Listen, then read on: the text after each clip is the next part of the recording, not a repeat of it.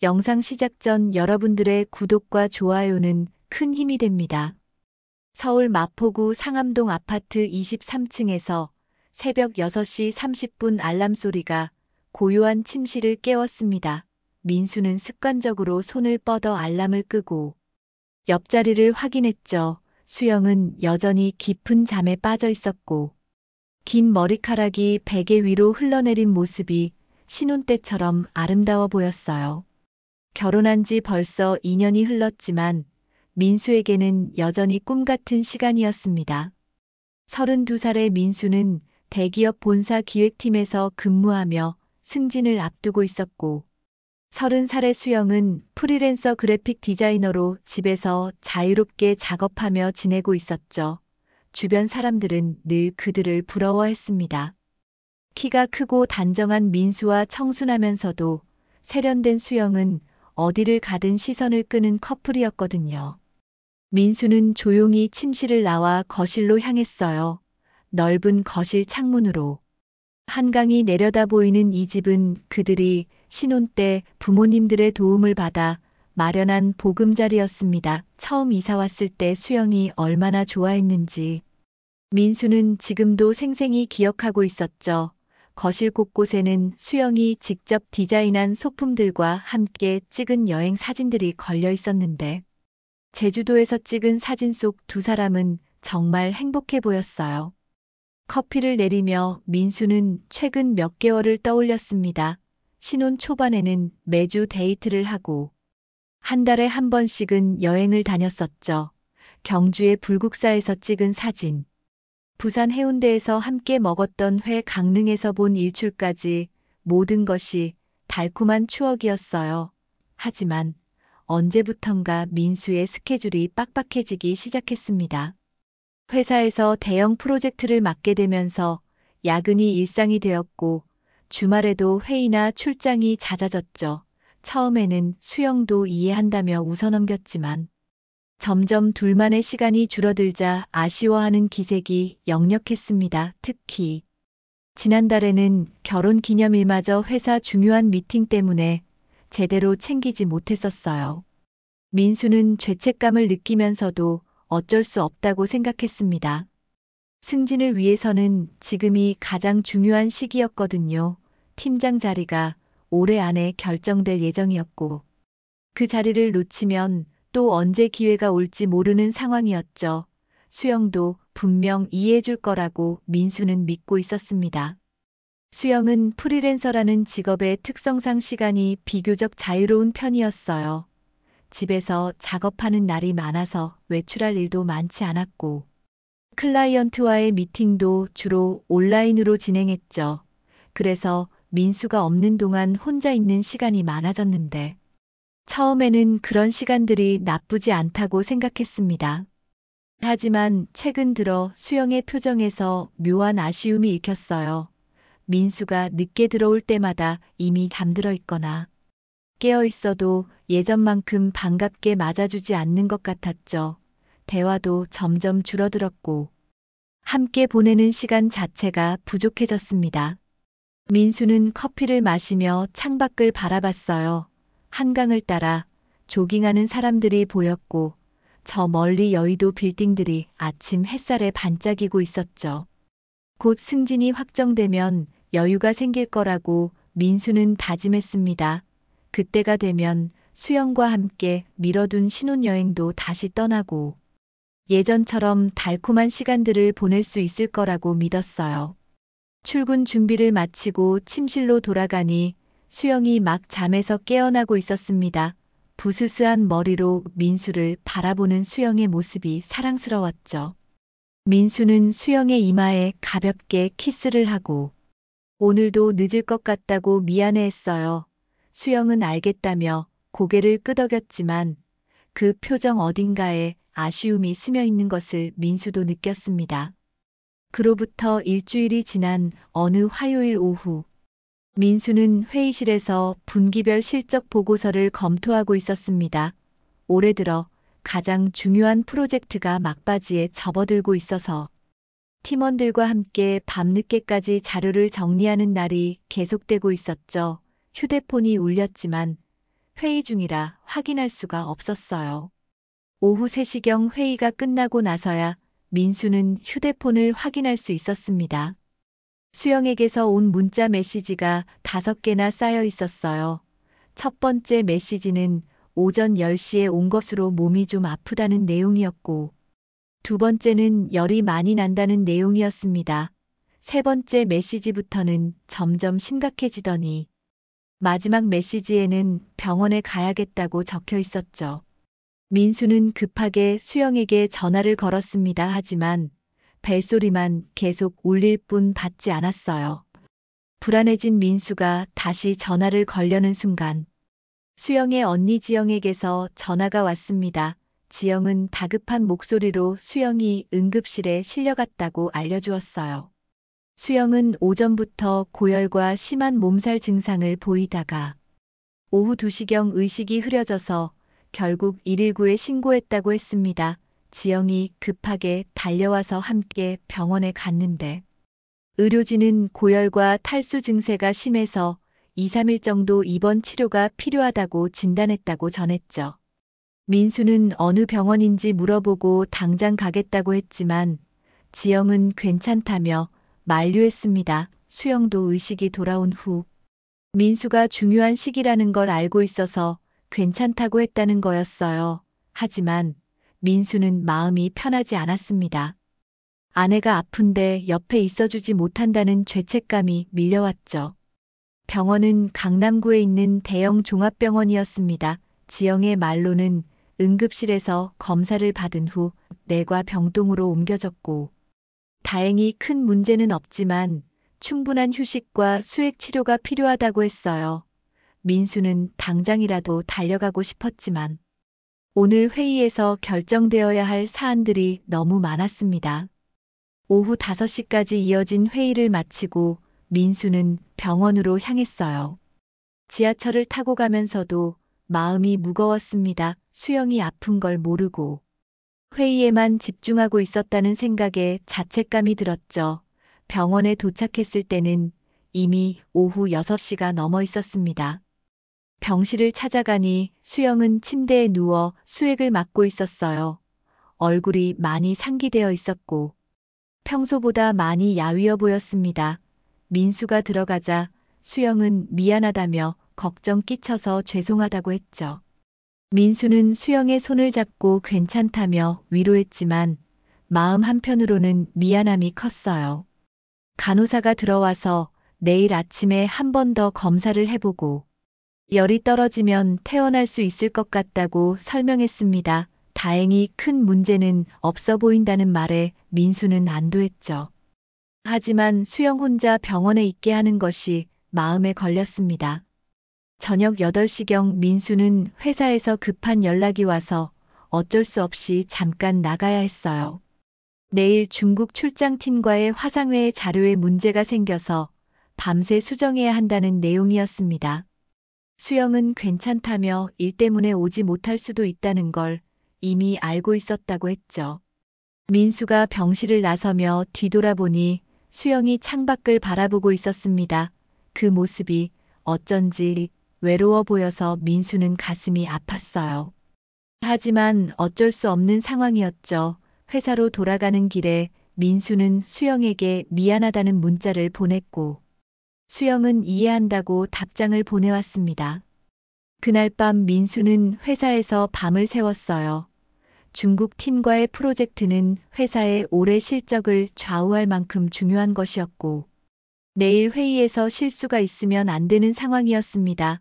수영이 걱정되어 몇 번 전화를 걸었지만 늦은 시간이라 받지 않았죠. 다음 날 새벽 민수는 간신히 자료를 완성하고 병원에 전화를 걸어 수영의 상태를 확인했습니다. 간호사는 밤사이 열이 많이 떨어져서 상태가 좋아졌다고 알려주었어요. 하지만 의사가 하루 더 지켜보자고 해서 오늘도 입원해야 한다고 했습니다. 다음 날 목요일 오전 민수는 중국 팀과의 화상회의를 무사히 마쳤습니다. 밤새 준비한 자료 덕분에 회의는 성공적으로 진행되었고 상대방도 만족스러워했죠. 하지만 민수의 마음은 온통 수영에게 가 있었어요. 어제 저녁 이후로 제대로 안부를 묻지 못했거든요.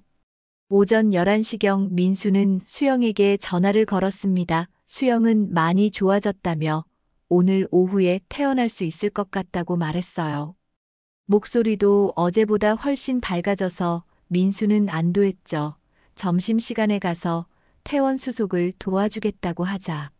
수영은 괜찮다며 혼자서도 충분히 할 수 있다고 했습니다. 하지만 민수는 아내가 혼자 퇴원 수속을 밟는 게 마음에 걸렸어요.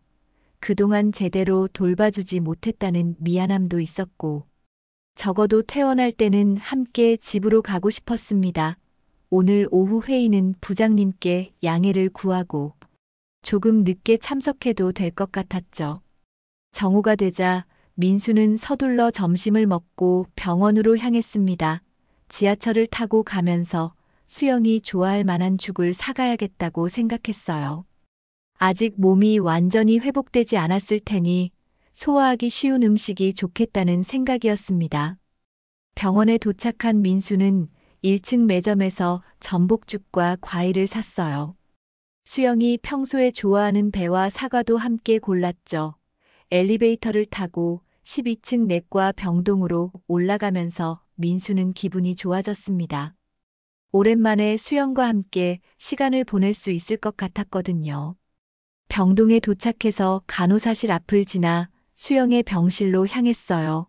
복도는 조용했고 점심시간이라 그런지 사람들도 많지 않았습니다.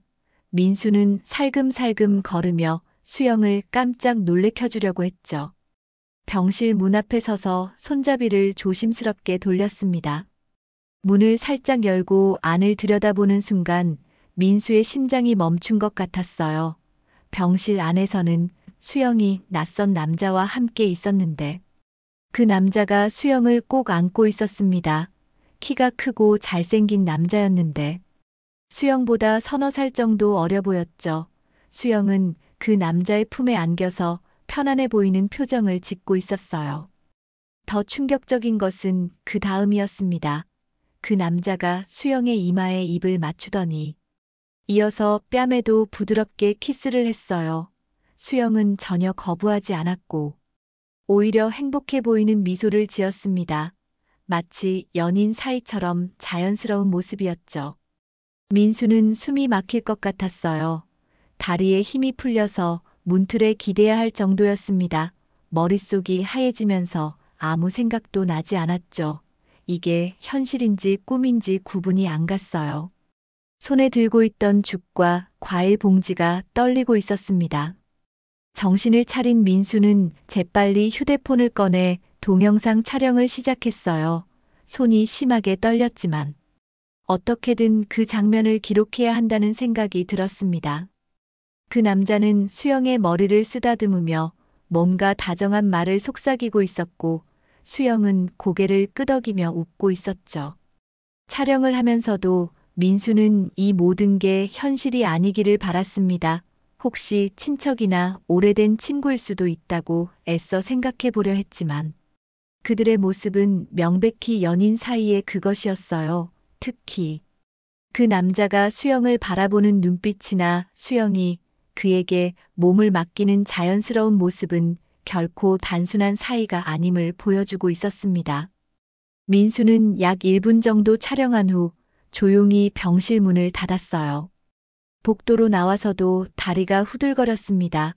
벽에 기대서 깊은 숨을 몇 번 쉬었지만 가슴이 터질 것 같은 느낌은 가라앉지 않았죠. 지금까지 믿어왔던 모든 것이 한순간에 무너져 내리는 기분이었습니다. 엘리베이터를 타고 1층으로 내려가면서 민수는 계속 떨리는 손으로 방금 찍은 영상을 다시 봤어요. 화질이 선명하지는 않았지만 충분히 알아볼 수 있을 정도였습니다. 수영의 얼굴도 그 남자의 얼굴도 분명히 나와 있었죠. 병원을 나서면서 민수는 수영에게 전화를 걸까 망설였습니다. 하지만 지금 전화를 하면 목소리로 뭔가 이상하다는 걸 들킬 수도 있겠다는 생각이 들었어요. 대신 문자로 회사 일이 급하게 생겨서 못 가겠다고 보냈습니다. 수영은 금세 답장을 보내왔는데 괜찮다며 이해한다는 내용이었죠. 회사로 돌아온 민수는 책상에 앉아서도 아무것도 할 수 없었습니다. 방금 본 장면이 계속 머릿속에서 맴돌았어요. 수영이 다른 남자와 포옹하고 키스하는 모습. 그리고 그때 수영의 표정까지 모든 것이 생생하게 기억났습니다. 휴대폰 속 동영상을 몇 번이고 다시 보면서 이게 정말 현실인지 확인하고 또 확인했죠. 동료들이 말을 걸어도 제대로 대답할 수 없었어요. 오후 회의 시간이 되어서도 집중할 수가 없었습니다. 부장님이 발표 순서를 물어봐도 한참 후에야 대답할 정도였죠. 평소 일에 매우 집중하는 민수의 모습을 잘 알고 있던 동료들은 몸이 안 좋은 거 아니냐며 걱정했습니다. 오후 6시가 되어서야 민수는 퇴근할 수 있었어요. 하지만 집에 가기가 싫었습니다. 수영이 벌써 퇴원해서 집에 와 있을 텐데. 어떤 얼굴로 마주해야 할지 모르겠더라고요.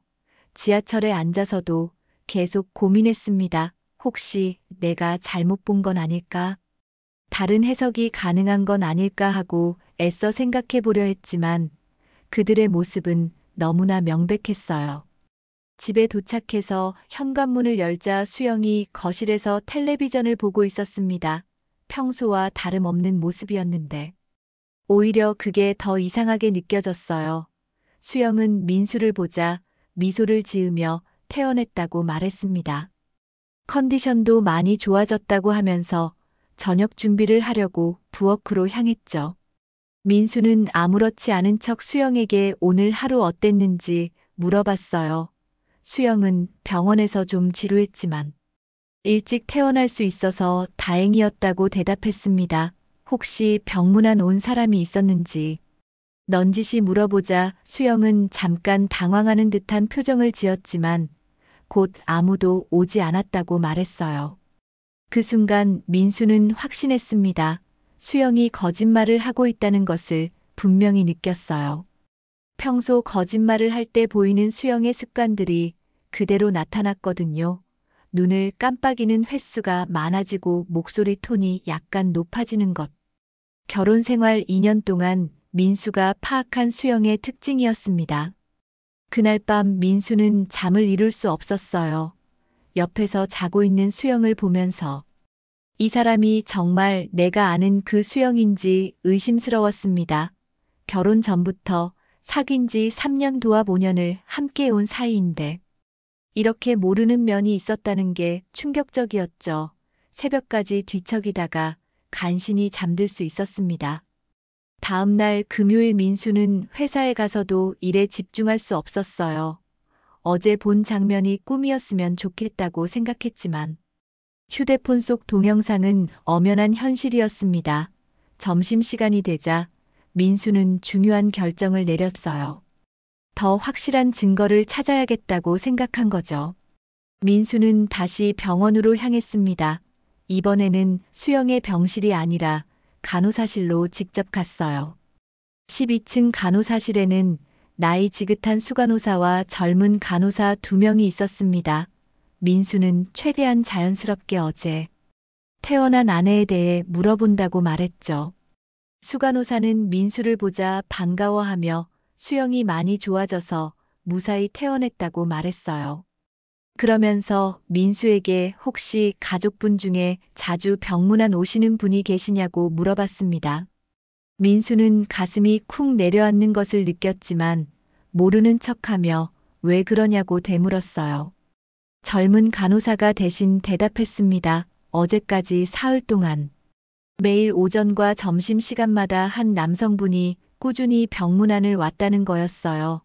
처음에는 형제분인 줄 알았는데 나이가 비슷해 보여서 혹시 남편분이신가 했더니 이미 남편이 따로 있다고 해서 의아했다고 했습니다. 민수는 최대한 담담한 표정을 유지하며 그 남자에 대해 더 자세히 물어봤어요. 간호사는 키가 크고 잘생긴 남자였는데 나이는 20대 후반 정도로 보였다고 말했습니다. 수영과 친한 사이인 것 같았고 병실에서 둘이 대화하는 모습도 자주 봤다고 했죠. 수간호사는 덧붙여서 그 남자가 매번 꽃이나 과일을 가져왔고 수영도 그를 보면 굉장히 기뻐하는 것 같았다고 말했어요.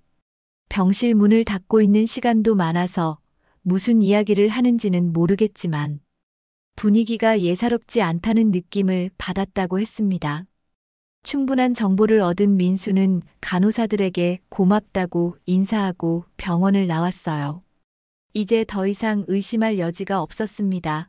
수영이 다른 남자와 불륜 관계에 있다는 것이 거의 확실해졌죠. 그것도 병원에 입원한 상황까지 이용해서 만나고 있었던 거였습니다. 병원에서 나온 민수는 바로 인터넷으로 탐정사무소를 검색했어요. 강남구에 있는 평판 좋은 탐정사무소 몇 곳을 찾아서 전화를 걸어봤습니다. 그 중에서 가장 신뢰할 만해 보이는 곳을 선택해서 오늘 오후에 상담 예약을 잡았죠. 오후 4시 민수는 탐정사무소를 찾아갔습니다. 사무실은 생각보다 깔끔하고 전문적인 분위기였어요. 40대 중반으로 보이는 탐정은 민수의 이야기를 차분히 들어주었습니다. 휴대폰 동영상과 간호사들의 증언을 종합해 볼 때 충분히 조사할 가치가 있다고 판단한다고 말했죠.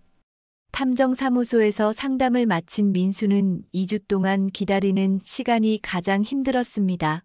수영과 함께 있으면서도 마음 한편으로는 계속 의심하게 되었고 평소와 다름없이 행동하는 수영을 보면서 더욱 혼란스러웠어요. 혹시 내가 오해한 건 아닐까 하는 생각도 들었지만 병원에서 본 그 장면은 너무나 선명했습니다. 그동안 민수는 수영의 행동 패턴을 유심히 관찰했어요. 평소보다 외출이 잦아졌고 핸드폰을 볼 때마다 미소를 짓는 일이 많아졌습니다. 특히 화장실이나 베란다로 나가서 통화하는 횟수가 늘어났죠. 예전에는 민수 앞에서도 스스럼 없이 전화를 받던 수영이었는데 최근에는 민수가 있으면 전화를 받지 않거나 다른 곳으로 나가서 받는 경우가 많았어요. 월요일 오후 탐정에게서 연락이 왔습니다. 조사가 완료되었으니 사무실로 와달라는 내용이었죠. 민수는 회사에서 조퇴를 하고 탐정사무소로 향했어요. 가는 길에 가슴이 계속 두근거렸습니다. 한편으로는 진실을 알고 싶었지만 다른 한편으로는 무서웠거든요. 탐정사무소에 도착하자 탐정은 두꺼운 파일을 책상 위에 올려놓고 민수를 맞이했습니다. 2주 동안의 조사 결과가 모두 담겨 있다고 했어요. 탐정은 먼저 전체적인 상황부터 설명하기 시작했습니다. 수영이 정기적으로 만나는 남자는 강태현이라는 이름의 28세 프리랜서 사진작가였어요. 강태현과 수영은 약 3개월 전부터 만나기 시작한 것으로 추정된다고 탐정은 말했습니다. 처음에는 업무상 미팅으로 시작되었지만 점차 사적인 만남으로 발전했고 최근에는 거의 매일 연락하는 사이가 되었다는 거였어요. 탐정이 보여준 사진들을 보니 민수의 예상보다 훨씬 심각한 상황이었습니다. 첫 번째 사진은 강남구 테헤란로에 있는 한 공유 오피스 앞에서 찍힌 것이었어요. 수영과 강태현이 함께 들어가는 모습이었습니다. 시간은 오후 2시경이었고 둘 다 편안한 차림이었죠. 탐정은 이곳에서 그들이 정기적으로 만난다고 설명했어요. 명목상으로는 작업 미팅이지만 실제로는 데이트를 하는 장소였다는 것입니다. 두 번째 사진은 더욱 충격적이었습니다. 공유 오피스 근처 카페에서 찍힌 사진인데 수영과 강태현이 테이블을 사이에 두고 앉아서 손을 맞잡고 있는 모습이었어요. 수영의 표정이 정말 행복해 보였습니다. 민수가 본 적이 없을 정도로 밝은 미소를 지고 있었죠. 세 번째 사진부터는 더욱 견디기 힘들었습니다. 강남구의 한 모텔 앞에서 찍힌 사진들이었어요. 수영과 강태현이 함께 들어가는 모습, 그리고 약 2시간 후에 나오는 모습까지 모두 포착되어 있었습니다. 총 4번의 모텔 출입이 확인되었다고 탐정은 말했어요.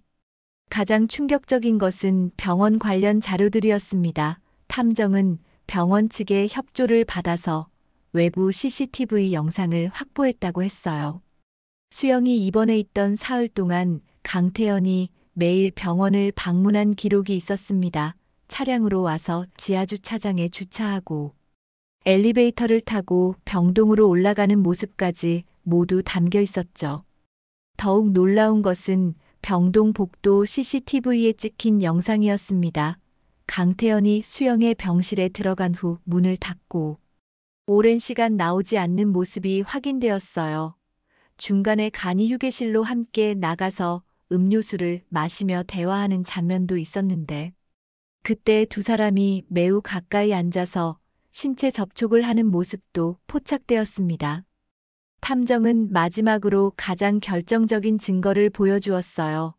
수영의 SNS 세컨 계정이었습니다. 메인 계정이 아닌 별도의 비공개 계정을 만들어서 강태현과의 사진들을 올리고 있었던 거죠. 병실에서 셀카를 찍은 사진도 있었고 공유 오피스에서 함께 작업하는 척하며 찍은 사진들도 많았어요. 특히 며칠 전에 올린 게시물에는 정말 사랑한다는 글과 함께 강태현의 뒷모습 사진이 올라와 있었습니다.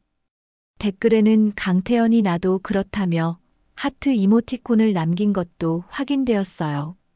결혼 반지를 낀 손으로 강태현의 손을 잡고 찍은 사진까지 있었습니다. 탐정은 모든 증거를 보여준 후 법적 대응에 대해서도 조언해 주었어요. 이 정도면 불륜의 증거가 명백하므로 이혼 소송과 위자료 청구가 모두 가능하다고 했습니다. 특히 상간남인 강태현에 대해서도 별도로 위자료 소송을 진행할 수 있다고 설명했죠. 민수는 파일을 받아들고 탐정사무소를 나왔지만 머릿속이 하얘졌어요. 지금까지 수영을 믿고 살아왔는데 그 모든 것이 거짓이었다는 현실을 받아들이기가 힘들었습니다. 결혼 2년 동안 쌓아온 추억들이 모두 무의미해진 것 같았죠. 집으로 가는 지하철 안에서 민수는 계속 증거 사진들을 들여다봤어요. 특히 수영이 강태현과 함께 웃고 있는 사진을 보면서 가슴이 찢어지는 것 같았습니다. 민수 앞에서는 보여준 적이 없는 그런 표정이었거든요. 어쩌면 진짜 사랑은 강태현에게 주고 있었던 건 아닐까 하는 생각까지 들었어요. 그날 저녁 식사 시간은 정말 고역이었습니다. 수영은 평소처럼 민수에게 회사 일은 어땠는지 물어보고 자신의 하루 일과에 대해서도 이야기했어요. 오늘도 집에서 디자인 작업을 했다고 하면서 클라이언트가 만족해했다며 기뻐했습니다. 하지만 민수는 그 모든 말이 거짓말처럼 들렸어요. 밤이 되어서도 민수는 잠들 수 없었습니다. 옆에서 평온하게 잠들어 있는 수영을 보면서 분노가 치밀어 올랐죠. 어떻게 이렇게 아무렇지도 않게 잘 수 있는지 정말 이해할 수 없었어요. 지금까지 함께 잔 침대에서 다른 남자를 생각하고 있었을 수영을 생각하니 구역질이 날 것 같았습니다. 다음 날 아침 민수는 일찍 일어나서 회사에 갔어요. 하지만 업무에 집중할 수가 없었습니다.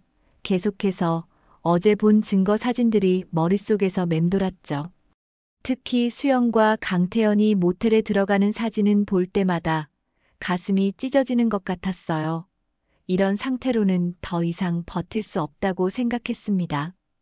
점심시간이 되자 민수는 탐정이 추천해준 이혼 전문 변호사 사무실을 찾아갔습니다. 강남구에 있는 대형 로펌이었는데 이혼 사건을 전문으로 하는 변호사가 있다고 탐정이 알려줬거든요. 50대 초반으로 보이는 여성 변호사는 민수의 이야기를 차분히 들어주었어요. 민수는 탐정이 준 모든 자료를 변호사에게 보여주었습니다. 휴대폰으로 직접 촬영한 병실 동영상부터 시작해서 탐정이 수집한 사진들, 병원 CCTV 영상 그리고 SNS 계정 캡처 화면까지 모든 증거를 정리해서 가져갔죠. 추가로 병원 간호사들의 진술도 녹음해뒀다고 설명했어요. 변호사는 자료들을 꼼꼼히 검토한 후 이 정도면 불륜의 증거가 매우 명백하다고 평가했습니다. 특히 직접 촬영한 동영상과 모텔 출입 사진들은 결정적인 증거가 될 수 있다고 했어요. 병원에서의 행동들도 공공장소에서 이루어진 일이라 법적으로 문제없이 활용할 수 있다고 설명했습니다. 변호사는 민수에게 두 가지 선택지를 제시했어요.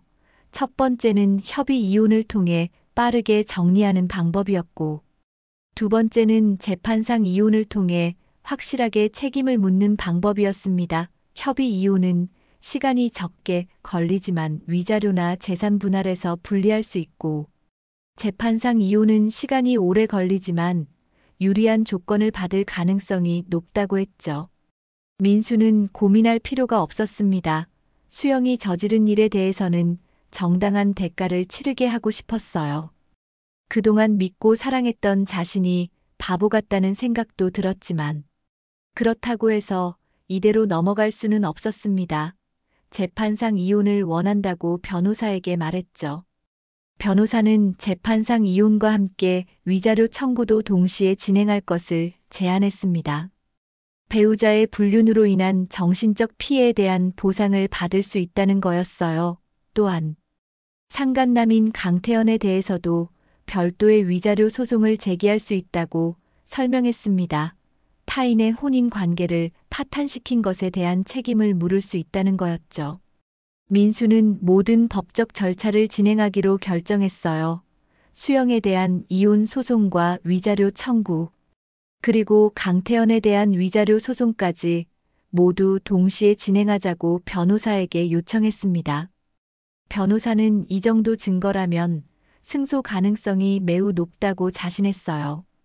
변호사 사무실에서 나온 민수는 마음이 한결 가벼워졌습니다.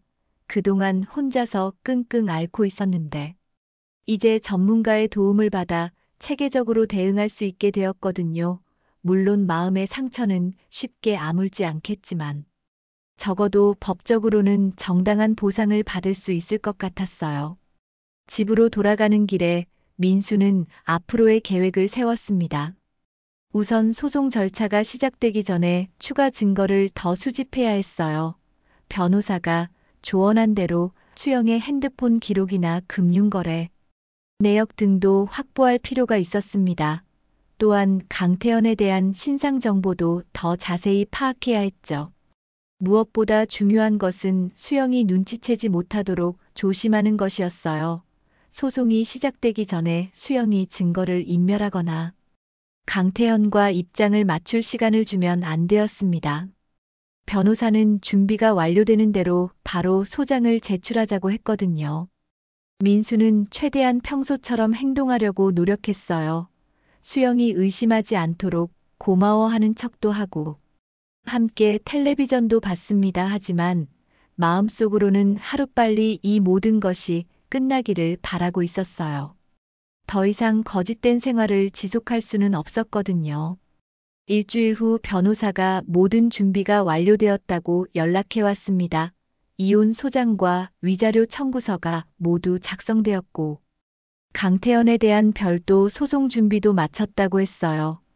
이제 법원에 제출하고 수영과 강태현에게 소장을 송달하는 일만 남았다는 거였죠. 민수는 더 이상 망설일 이유가 없다고 생각했습니다. 그날 저녁 민수는 수영에게 모든 것을 털어놓기로 결심했어요. 더 이상 이런 가짜 생활을 지속할 수 없었거든요. 수영이 거실에서 텔레비전을 보고 있을 때 민수는 탐정 보고서 파일을 들고 나갔습니다. 수영은 민수가 심각한 표정으로 다가오자 의아한 듯 쳐다봤어요. 민수는 조용한 목소리로 수영에게 말할 게 있다고 했습니다. 그리고 탐정 보고서를 테이블 위에 올려놓았죠. 수영은 처음에는 그게 뭔지 몰라서 어리둥절한 표정을 지었어요. 하지만 민수가 파일을 열어서 강태현과 함께 찍힌 사진들을 보여주자 얼굴이 하얗게 질렸습니다. 수영은 당황하며 이게 뭐냐고 물어봤어요.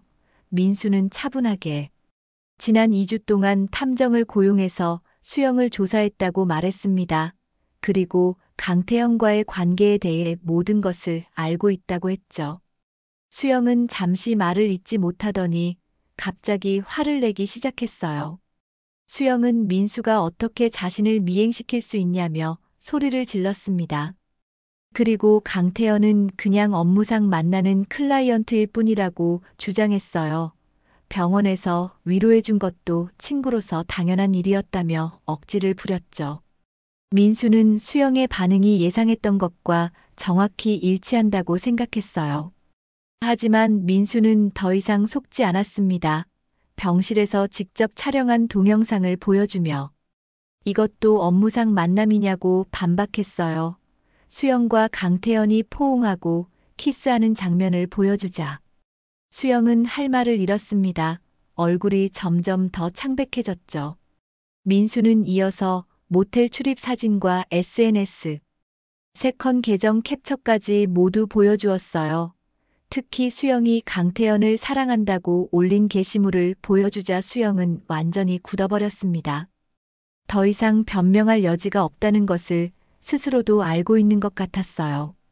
그때서야 수영은 울음을 터뜨리기 시작했습니다. 미안하다며 용서해달라고 빌었어요. 강태현과는 정말 끝날 거라고 약속했습니다. 하지만 민수는 이미 결심을 바꿀 생각이 없었어요. 이혼 소송을 진행하겠다고 차분히 말했죠. 수영은 깜짝 놀라며 이혼은 너무 심하다고 울며 매달렸습니다. 한 번만 용서해달라며 앞으로는 절대 그런 일이 없을 거라고 약속했어요. 하지만 민수는 단호했습니다. 이미 신뢰가 완전히 깨졌고 회복할 수 없다고 말했어요. 다음 날 아침 수영은 간밤에 강태현에게 연락했는지 강태현이 민수에게 전화를 걸어왔습니다. 만나서 이야기하자는 내용이었어요. 민수는 만날 필요 없다고 거절했지만 강태현은 계속 매달렸습니다. 결국 민수는 변호사와 상의한 후 한 번만 만나기로 했어요. 강태현은 수영과의 관계가 감정적으로 잠깐 실수한 것이라며 변명했어요. 진짜 사랑은 아니었고 그냥 외로움 때문에 그런 일이 생겼다고 주장했습니다. 그리고 합의를 통해서 조용히 정리하자고 제안했어요. 위자료도 적당히 지불하겠다는 거였죠. 하지만 민수는 단호하게 거절했습니다.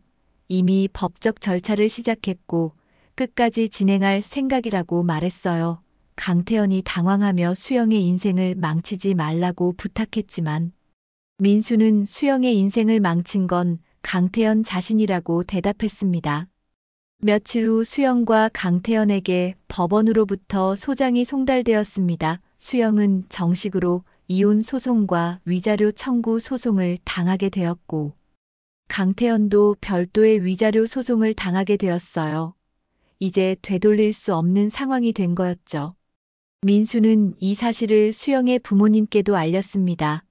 장인어른과 장모님은 처음에는 믿을 수 없다는 반응을 보였지만 증거 자료들을 보고 난 후에는 할 말을 잃었어요. 특히 장모님은 수영을 그렇게 키우지 않았다며 울음을 터뜨렸습니다. 장인어른은 민수에게 깊이 사과하며 수영이 저지른 일에 대해 부모로서도 책임을 느낀다고 말했어요. 그리고 재산 분할에서 민수가 불이익을 당하지 않도록 하겠다고 약속했습니다. 수영 명의로 된 자동차와 혼수 일부만 가져가고 나머지는 모두 민수가 가지라는 거였죠. 재산 분할 협상 과정에서 수영 측 변호사는 이혼 사유가 일방적이라며 반발했지만 민수 측에서 제시한 증거들 앞에서는 제대로 된 반박을 하지 못했어요. 결국 수영은 자신 명의의 자동차와 결혼 전에 받은 혼수품 일부만 가져가는 선에서 합의할 수밖에 없었습니다. 강태현에 대한 소송도 순조롭게 진행되었어요. 변호사는 2천만 원의 위자료를 청구했는데 강태현 측에서는 금액이 너무 크다며 협상을 시도했습니다. 하지만 민수는 원래 청구 금액을 고수했어요. 타인의 가정을 파괴한 대가치고는 오히려 적다고 생각했거든요. 소송이 진행되는 동안 민수는 임시로 회사 근처 원룸으로 이사했습니다. 더 이상 수영과 같은 공간에서 지낼 수 없었거든요. 좁은 원룸이었지만 오히려 마음이 편안했어요. 그동안 얼마나 큰 스트레스를 받고 살았는지 새삼 깨닫게 되었습니다. 3개월 후 첫 번째 판결이 나왔어요. 이혼 소송에서 민수가 완전히 승소했습니다. 재판부는 수영의 불륜 행위가 명백하다고 판단했고, 이혼 사유로 충분하다고 인정했죠. 위자료로는 5천만 원이 책정되었습니다. 변호사가 예상했던 것보다 높은 금액이었어요. 수영은 법정에서 계속 울고 있었지만 민수는 더 이상 어떤 감정도 느끼지 않았습니다. 이미 마음속에서 정리가 끝난 상태였거든요. 판결문을 받아들고 법원을 나서는 순간 정말 모든 것이 끝났다는 실감이 났어요. 한 달 후에는 강태현에 대한 위자료 소송 판결도 나왔습니다. 민수가 청구했던 2천만 원 그대로 인정되었어요. 강태현은 재정 상황이 어렵다며 분할 납부를 요청했지만 결국 전액을 지급하기로 합의했습니다. 타인의 혼인 관계를 파탄시킨 것에 대한 정당한 대가였죠. 모든 법적 절차가 끝나고 나자 민수는 묘한 공허함을 느꼈어요. 지난 몇 개월 동안 소송에만 매달려 살았는데 이제 그것마저 끝나니 앞으로 뭘 해야 할지 막막했습니다. 결혼 생활. 2년과 연애 3년을 합쳐서 5년 동안 수영과 함께했던 시간들이 모두 무의미해진 것 같았어요. 하지만 시간이 지나면서 민수는 점차 평정을 되찾아갔습니다. 회사 일에도 다시 집중할 수 있게 되었고, 동료들과의 관계도 예전처럼 자연스러워졌어요. 무엇보다 거짓말과 의심 없이 살 수 있다는 것이 얼마나 소중한지 깨달았습니다. 어느 날 민수는 우연히 수영의 소식을 들었습니다. 회사 동료가 수영을 봤다고 하는데 많이 야위어 보였다고 했어요. 강태형과도 결국 헤어진 것 같다는 이야기도 들었습니다. 처음에는 약간의 동정심이 들었지만 곧 무덤덤해졌어요. 민수는 수영과의 결혼 생활을 돌이켜보며 많은 것을 배웠습니다. 사람을 믿는 것의 소중함과 동시에 맹목적인 믿음의 위험성도 깨달았어요. 무엇보다 자신의 직감을 믿고 행동하는 것이 얼마나 중요한지 알게 되었습니다. 병원에서 수영과 강태현의 모습을 목격했을 때 그냥 넘어갔다면 어떻게 되었을까 하는 생각도 해봤어요. 아마 더 오랫동안 속은 채로 살았을 것이고 상처도 더 깊어졌을 거라는 생각이 들었습니다. 용기를 내어 진실을 밝혀낸 자신이 자랑스러웠죠. 1년이 지난 후 민수는 강남구의 새로운 투룸 아파트를 계약했습니다. 위자료로 받은 돈과 기존 적금을 합쳐서 전세 보증금을 마련할 수 있었어요. 수영과 함께 살던 상암동 아파트보다는 작았지만 새로운 시작을 하기에는 충분했습니다. 새 집으로 이사하면서 민수는 과거와 완전히 결별한다는 마음가짐을 가졌어요. 수영과 관련된 물건들은 모두 정리했고 새로운 가구들로 집을 꾸몄습니다. 특히 거실에는 혼자 찍은 여행 사진들을 걸어 놓았는데 제주도 한라산에서 찍은 일출 사진이 가장 마음에 들었어요. 회사에서도 민수에 대한 평가가 좋아졌습니다. 그동안 개인적인 문제로 소홀했던 업무에 다시 집중하게 되면서 성과도 눈에 띄게 향상되었어요. 결국 올해 말 팀장 승진이 확정되었습니다. 수영과 함께 있었다면 이런 결과를 얻을 수 있었을까 하는 생각도 들었죠. 주말에는 새로운 사람들과의 만남도 적극적으로 가지려고 노력했어요. 대학 동창들과의 모임에도 자주 참석했고, 회사 동호회 활동도 시작했습니다. 등산 동호회에서 만난 사람들은 민수의 밝은 에너지를 좋아했고, 금세 친해질 수 있었어요. 그날 밤 민수는 오랜만에 깊은 잠에 빠져들었어요. 꿈속에서는 높은 산 정상에서 일출을 보고 있었습니다. 혼자였지만 전혀 외롭지 않았고 오히려 자유롭고 행복했어요. 새로운 하루가 시작되고 있었습니다.